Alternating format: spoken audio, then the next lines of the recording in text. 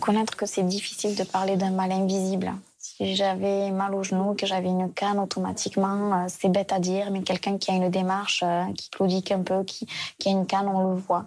Donc automatiquement, on n'a pas besoin de se justifier. Quand on a mal à la tête, hormis être pâle, avoir les yeux qui petit à petit effectivement se ferment et avoir besoin de s'isoler, l'entourage ne peut pas avoir conscience de ce que l'on ressent. C'est des souffrances terribles. C'est émotionnellement pouvoir faire face à mes difficultés et toujours me surpasser. Donc être dans le dépassement de soi. Et c'est surtout affronter ces moments où, je dirais quand même, une crise à peu près tous les 15 jours où je suis clouée au lit.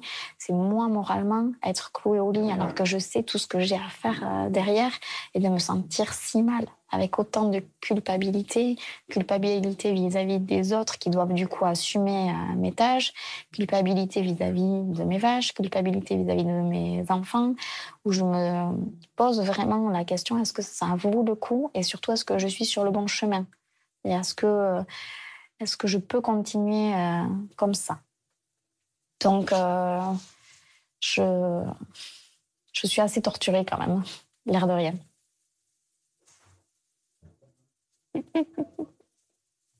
C'est compliqué. Mais ouais. Toujours un grand sourire. Ah oui.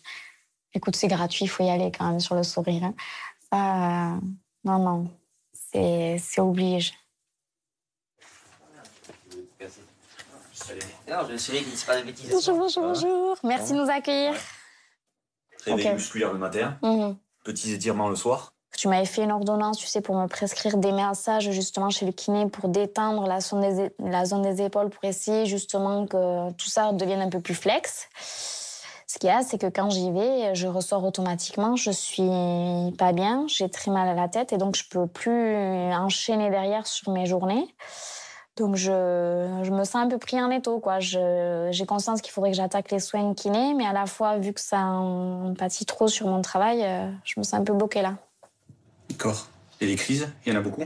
Une fois tous les 15 jours, je dirais, ouais, quand même. Sa grosse force, c'est son mental, son caractère et l'abnégation qu'elle a.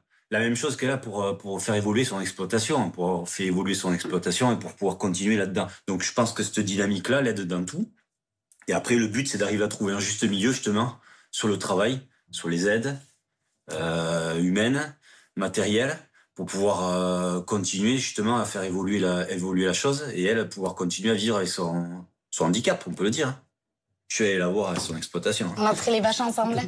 C'est vrai. J'y suis allé pour voir comment ça se passait en vrai. C'est vrai. Ouais. En fait, Jessica, le problème qu'elle a, c'est suite à son traumatisme crânien, en fait, elle a des tensions musculaires au niveau cervical.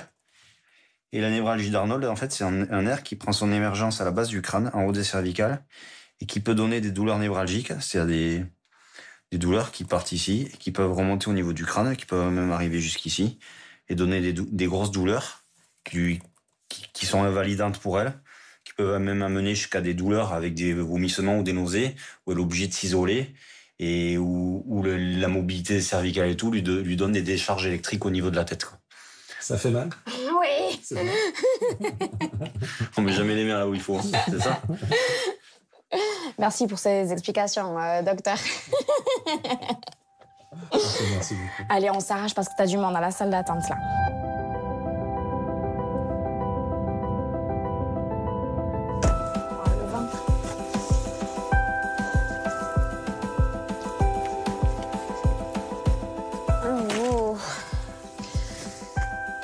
Là, par contre, je vais aller me poser.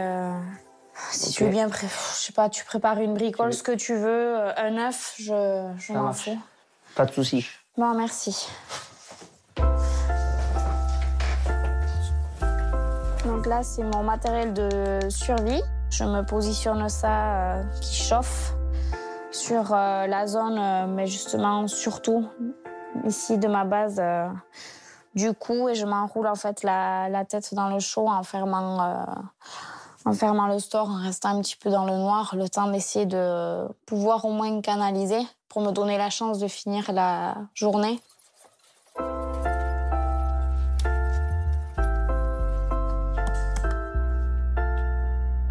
À tout à l'heure.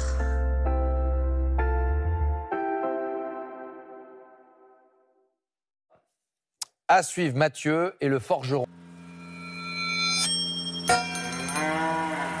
Viens dire bonjour à maman. Bonjour. Ouais.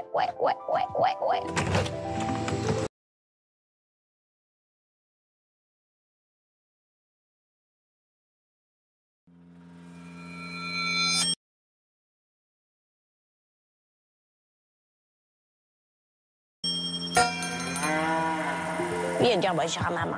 Bonjour. Ouais. Nous avons un problème de buée, monsieur. Assistante ou pas assistante?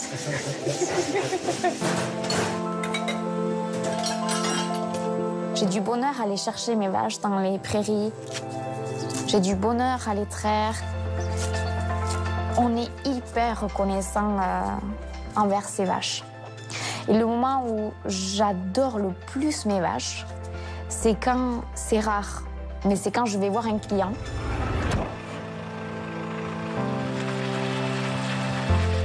Et que tout d'un coup, je réalise ce qu'ils font, eux, avec les produits. Alors là, j'hallucine complètement. Quand ils le retravaillent, quand ils le retransforment, ils le magnifient et en fait, ils l'amènent encore plus haut que ce que j'espère. Là, la chance que l'on a, c'est qu'on va voir Elodie, qui est notre première crémière. C'est la toute première cliente professionnelle avec laquelle on travaille. Ouais. Et qu'on va aller vers un rayon de soleil, là, tout droit. Non, mais Sika sort de la ferme. Là, socialement, ça commence à être un peu trop dense, là. Voilà. Entre hier, aller chez le médecin, aujourd'hui, voir Elodie et demain livrer Bayonne. Avoir livré Bordeaux, avoir fait...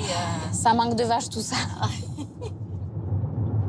Quand je suis avec mes vaches, je sens que des bonnes choses. Et par contre, je sens, quand je vais à l'extérieur de cette exploitation, que je suis handicapée.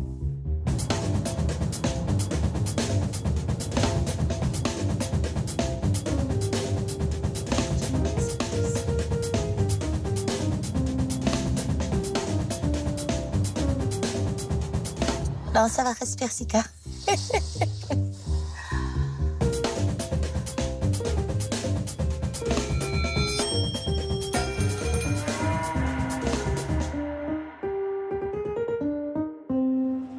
C'est vous la fameuse Elodie? Oui, c'est moi.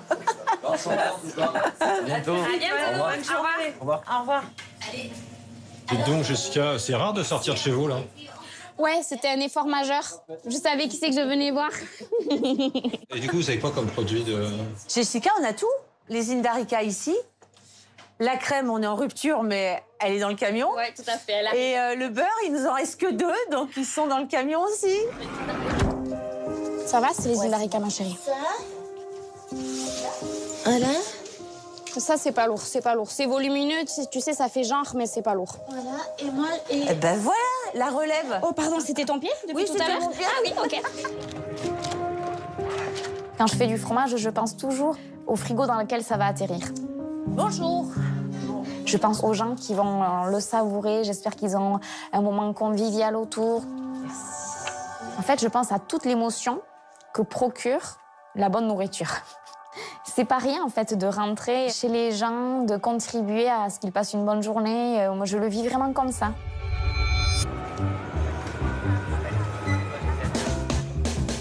Là, on est censé... Là, personne ne meurt, là? T'inquiète pas. Tout va bien. Mais tout me gêne. Hein. Là, vu que je voulais être coquette, je suis pas assez couverte. Donc déjà, ça, je pense que je vais les payer. Mais c'est effectivement les bruits, le fait qu'il faut être attentif. Voilà. Et encore, il n'y a personne, là. Et encore, il n'y a personne. Il n'y a personne. Oui, voilà.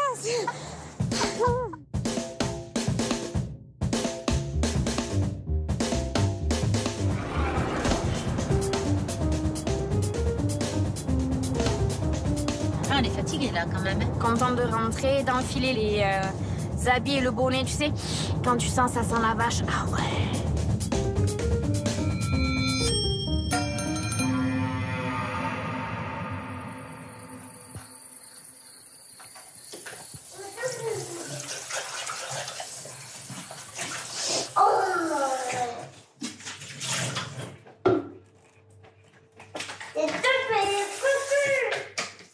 Jeanne, non. Jeanne, viens me voir s'il te plaît. Qu'est-ce que tu vois là? Fatiguée. Maman, elle a mal à la tête. Tu vois mes yeux? Tu le sais. Je comprends que tu sois fatiguée. Tu fais un effort, tu respires.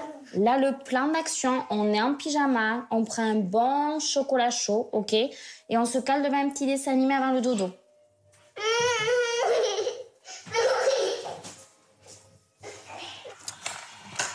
Les filles, elles ont conscience quand il y a un code rouge quand même, comme ce soir, où il y a besoin de se poser sans trop négocier, mais à 3 et 5 ans, on ne peut pas leur demander plus, c'est normal. C'est normal.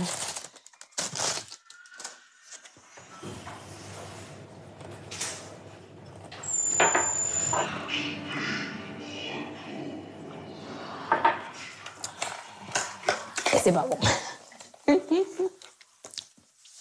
C'est vraiment pas bon.